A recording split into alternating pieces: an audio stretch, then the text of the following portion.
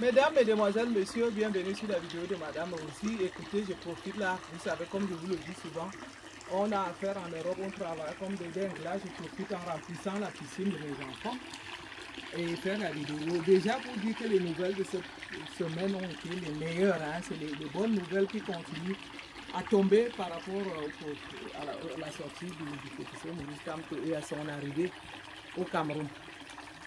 Là, nous allons parler principalement de cette arrivée, de ce meeting qui a été chaleureux, qui a été avec des militants engagés. Mais avant tout, je vais répondre à Sandy de Boston par rapport à sa vidéo qu'elle a faite de la douleur qu'elle a. Non, Sandy de Boston, ma fille, ne pleure pas. Tu as fait un choix noble, tu as fait un choix digne, tu as fait un choix du futur, tu as fait un choix d'un peuple, ma fille, tu dois en être fière. Tu n'as pas... C'est vrai que ça m'a déchiré le cœur de te voir pleurer dans cette vidéo, mais dis-toi que c'est la meilleure des choses que tu as pu réaliser. La première, c'était tes enfants, ton mari, ta carrière. La deuxième, c'est le combat. C'est la même chose pour moi. Tu sais, ma fille, il y a des jours où je me suis dit, parce que oui, je te comprends très bien. Par moments, je ressens les mêmes choses comme toi. Parce qu'à un moment donné, j'ai dû tout abandonner.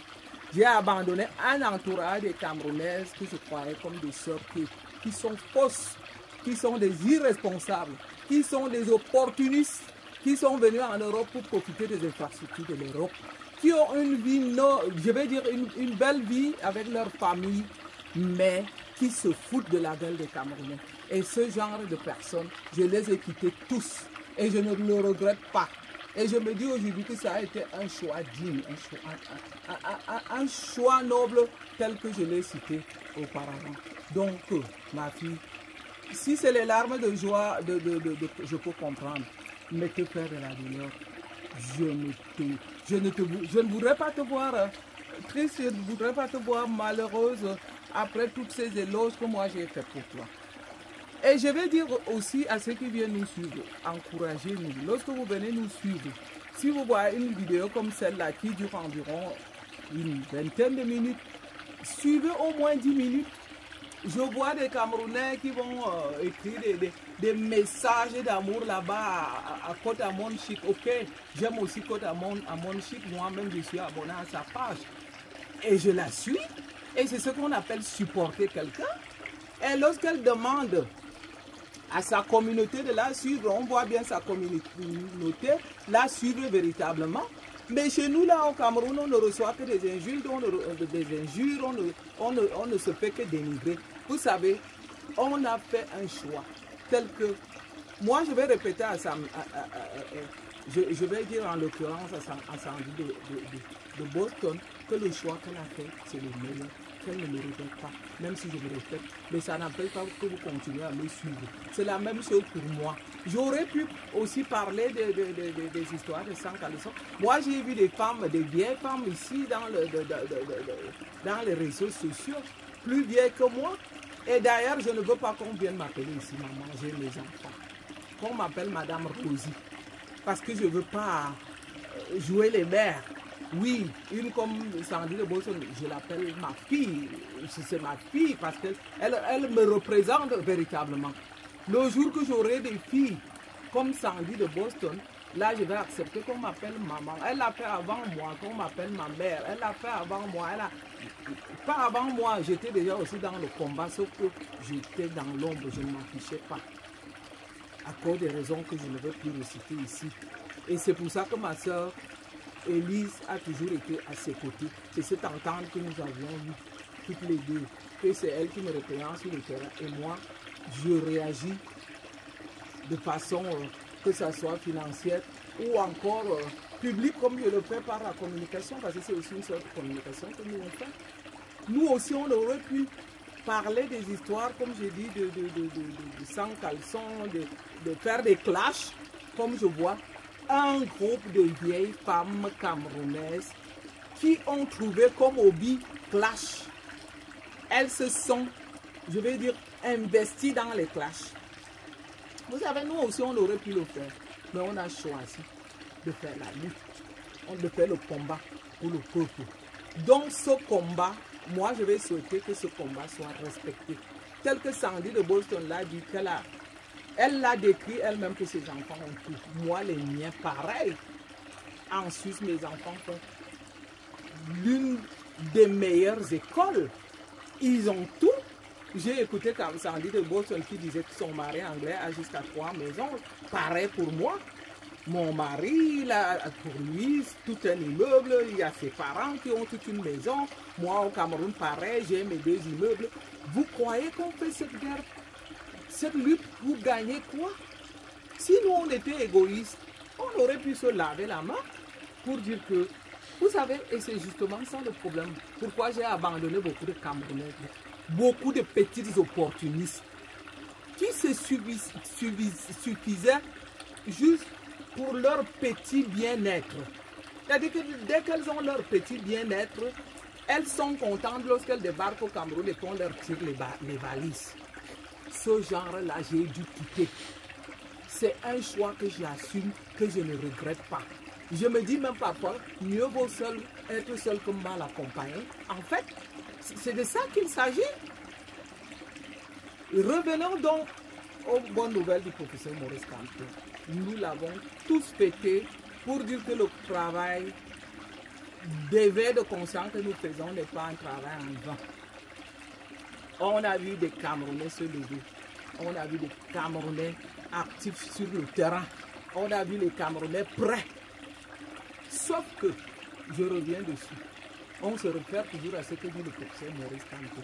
Il voudrait atterrir au pouvoir par les urnes et par la voie des élections. Mais je vais dire par là que le professeur Maurice Kamto, lui, il est un homme politique. Je suis membre du MRC, en même temps activiste. Et je vais continuer à jouer mon rôle d'activiste toujours au Camerounais. Je l'avais déjà dit l'autre fois, que si le professeur Maurice Kamto, à son arrivée au Cameroun, il était inquiété, que le peuple riposte.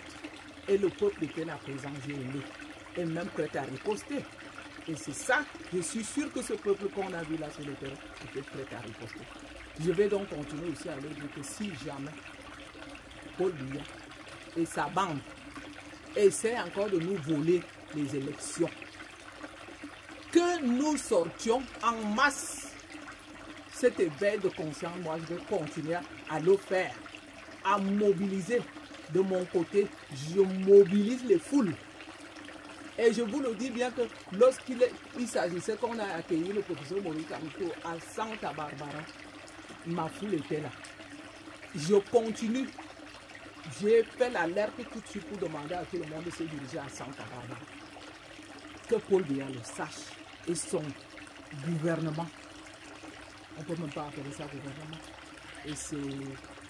Je ne sais pas moi, avec ces détracteurs sachent que nous faisons l'éveil de conscience. Et que si jamais ils ne respectent pas les règles de la démocratie, je ne suis même pas sûr qu'ils sont prêts à les respecter, qu'ils sachent que le peuple camerounais sera sur leur chemin. Le peuple camerounais va répondre présent. Le peuple camerounais, s'il faut qu'on les chasse comme des je ne sais pas moi, des bons à rien, on va le faire. Et ça se prépare. Moi, on ne peut pas me demander de suivre les règles. D'un côté, je vais suivre les règles comme membre du MRC. De l'autre, je continue à faire l'éveil de conscience. Je continue à mobiliser les Camerounais. Nous nous préparons que si les élections d'octobre sont volées, je dis bien que il faut au moins 5 millions de Camerounais sur les rues. Dans toutes les villes de Yaoundé, du Cameroun. Et ça sera comme ça. Jusqu'à ce que la vérité se sache. Et cette vérité, c'est quoi? Qu'on leur foute un coup de pied au derrière et qu'on les voit débarquer. C'est-à-dire les jeter. Ça se prépare, ça se met en route et ça ne va pas manquer de se réaliser. On a voulu juste montrer la preuve que cela est possible. Et cette preuve-là qu'on a montrée n'était qu'une toute petite preuve. Mais imaginez-vous que comme en ce moment nous sommes en train de sensibiliser le peuple, surtout qu'il ne quitte pas les lieux du vote. Le peuple ne doit pas s'amuser à quitter le droit du vote, les lieux du vote le jour des élections. C'est-à-dire que jusqu'au dépouillement des voix et même, je vais dire, siéger ces bureaux de vote jusqu'aux résultats.